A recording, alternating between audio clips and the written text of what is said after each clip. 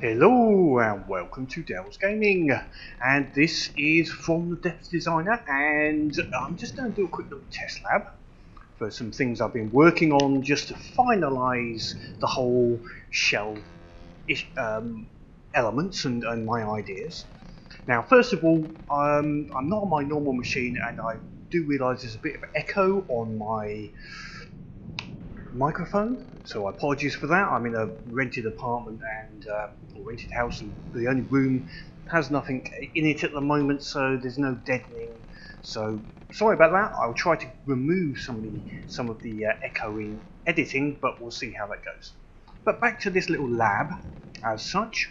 So this monstrosity of a gun here is a 500mm, not excessive barrel. We're looking, it's more testing the shells, and obviously lots of loaders. We've got 100 loaders here, and I've been running through quite a few tests on 6-meter shells just to see what sort of different shell types have an effect.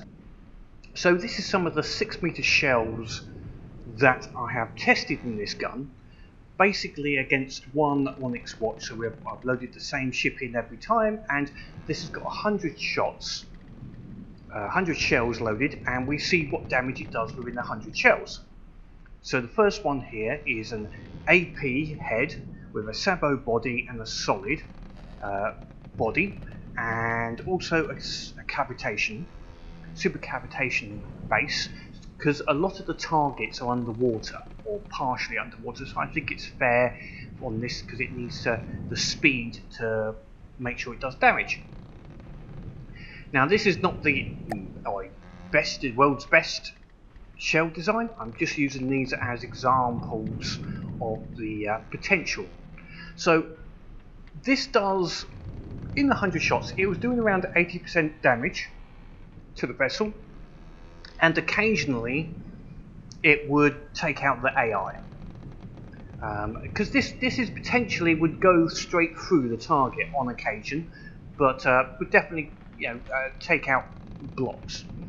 The next shell was basically a sabot shell, so it's a sabot head, sabot warhead body, and a super cavitation, going purely for maximum armor piercing. And this would actually quite regularly, in about 70 shots, 70-80 shots, 71 was about average, it would take out the AI. Now the gun on this is not super accurate because the vessel we're shooting at is fairly close range, so I didn't want accuracy to be the only factor. You could make the gun here super accurate, of course, rail guns, but then we're talking about rail guns. So, but this was a fairly reliable shell.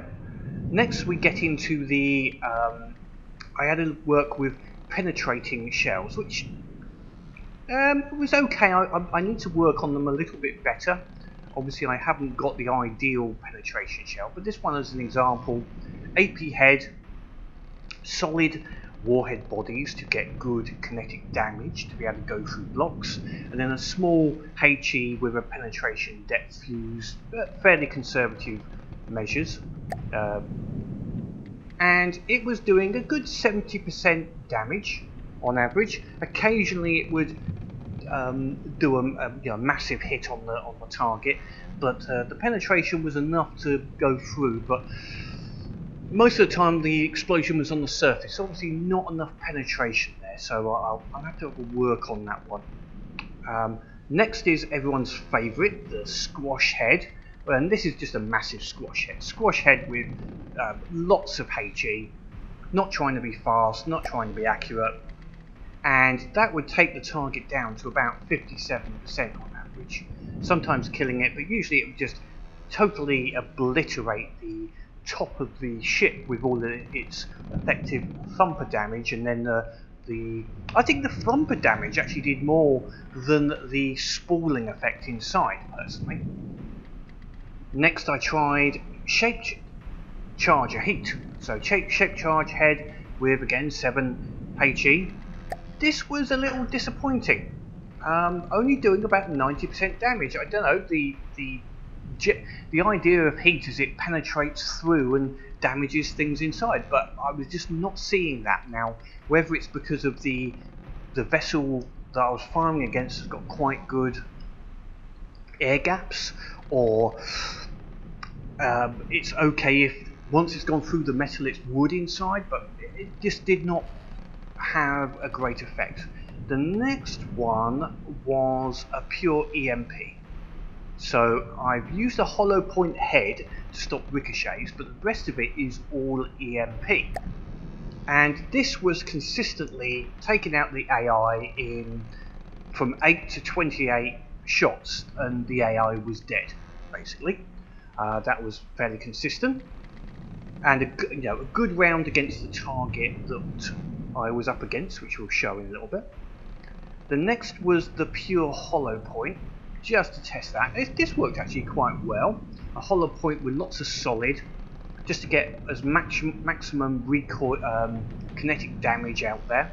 Again, a super cavitation base, and that was doing 70-72% average damage, which I think was quite good actually. Consistently hitting. With the hollow point head, it didn't bounce very much. It was quite good, but not ultimately killing, but definitely damaging a lot. Then we've got a combination, because someone did say about this, so I thought, okay, this particular one I did think about. I tried the squash head's heat, but that didn't really work too well, so I tried this HP head with a heat round. So it was a hollow point doing good surface damage, and then the heat round afterwards, a secondary charge, thinking, oh well, if it takes the surface blocks off, maybe this will then damage. But again, the hollow point was doing damage, but the heat was just not effective. So I didn't bother trying to do a squash head, because I think it was only the squash head. Unfortunately, heat is just not that impressive. So my two favourite rounds, which I ended up doing, which are mixed rounds, and we've got two. One is the, let's see, it is the armor piercing with some solid, and then some penetrated depth EMP. Set again, relatively conservative. Now this was quite good. It was penetrating through, launching the EMP inside, and I'm getting consistent AI kills within 21 to 7 shots, and it was killing the vessel. The other one was the squash head EMP, which again is another interesting one. Squash head taking out the surface block, and then the EMP travelling further through to destroy the AI. Again, that was, and this was getting things between 4 and 6 shots. So let's just see. I think I have that loaded now.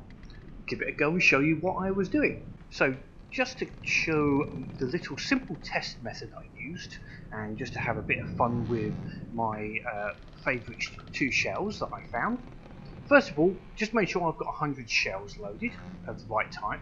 Then to stop it reloading, what I would do is just invalidate the design of the shell, which will stop it loading any more shells after it's fired the initial 100. Then we load in a ship, and what I've been using is the Onyx Watch Stockade. It's a good medium-sized ship, 22 campaign points, about 80,000 resource points, I believe. It's got multiple areas inside, so it's not a weak ship. So we bring that ship in. It's also a ship that I would be expecting to be fighting against. We turn off the AI, and then we go and find out where it is, and let slip the dogs of war.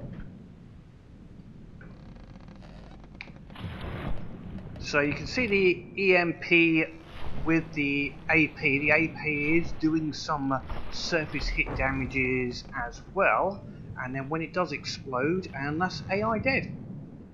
So that was after 9 shells. Okay, let's just bring another one in. Turning off. Just make sure it wasn't a one-off. You can see these come in at a nice angle as well, which is means you've got to allow for bounces and other effects. So that was a good test. So sometimes it will miss and bounce. And how are we doing with this one? Still coming. We're getting a few bounces off the water on this and a few misses, which is to be expected. So not quite as quick yet. It hasn't got the AI, and that one did. So that one got the AI after penetrating. So that took about another 30 shells. So, but still quite effective. Okay, next we'll try the other shell. So I'll reload those and get 100 shells loaded. So I've got 100 shells loaded, and this is the squash head EMP and the stockade. So we'll see how that goes. Accuracy of squash head isn't brilliant, but that's doing some good surface damage, and that killed the AI. A nice hit on the top, and that is gone. How many shells was that? 5. Okay, let's bring in another stockade, shall we? We'll turn off its guns, because we are very explodey with that big gun there.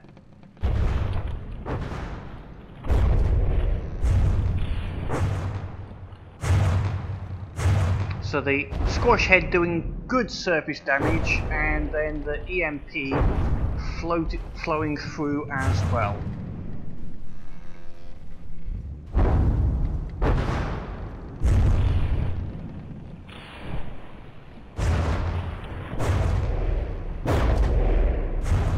And that's AI dead again. Took a little bit longer on that one. Let's see. 670, about 25 shots. So it's still a matter of getting the AI, how close you can get, but by taking out surface blocks with the squash head, you are making holes which you can then go through on your next shots to hopefully put the EMP. I think the pen depth of the, if it gets set up right, of the AP one, doesn't rely on making a hole and then going through the hole. It makes the hole and explodes inside, which I think may be beneficial for the larger vessels. Now this has obviously been done on 500mm. I think it'd be relevant for anything that's 400 and above. I'm also not saying this is the best possible shells. It's just interesting mixing capabilities against a particular enemy can be better than purely one type. So rather than being HESH being the best, I've found obviously so far HESH EMP or AP EMP seems to be, combining them seems to be a better.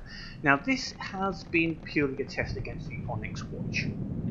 A ship with shields, then some of these missiles, some of these shells will not be as effective, especially the Sabo and the AP, because they will bounce more, and you might need to find a secondary way around it. Also, large shells, if they have munition defences, they will destroy your shells that are inbound. These 500-meter shells, I'll see if I can find one. Let's take this one as an example. Has, let's just get the size up, has a 367-meter range, so it will detect them quite far away and be able to take them out. Smaller gauge guns, 200mm say, with a different set of tests, to be honest. I'm mostly not going to perform those tests myself. I'm just gonna, this was just an interesting one and took to test the video and get some work on the video editing. But it was interesting, just to show how much that the EMP works against Onyx Watch actually. Anyway, that's it for now. Hopefully this video will be a bit better with the audio quality. But next one should be the campaign. I really want to get into the campaign. I just want to make sure the audio is good, or potentially there won't be very much of me waffling on. It'll be more campaign-like. But do your own tests. As I say, this is not the ultimate guide to anything. This is just some interesting observations that someone else can take a little further. Maybe someone can try it with 8-meter shells, or 4-meter, or what's the best 2-meter, etc. There's lots of possibilities. This was just a interesting concept, gives an idea. It's not really a scientific base, it's just an idea of what is possible with shells and how the different shells work with the Onyx Watch. Anyway, until next time, keep playing the game. Give us a thumbs up if you like this video. Leave a comment down below about what you think. But above all, keep playing.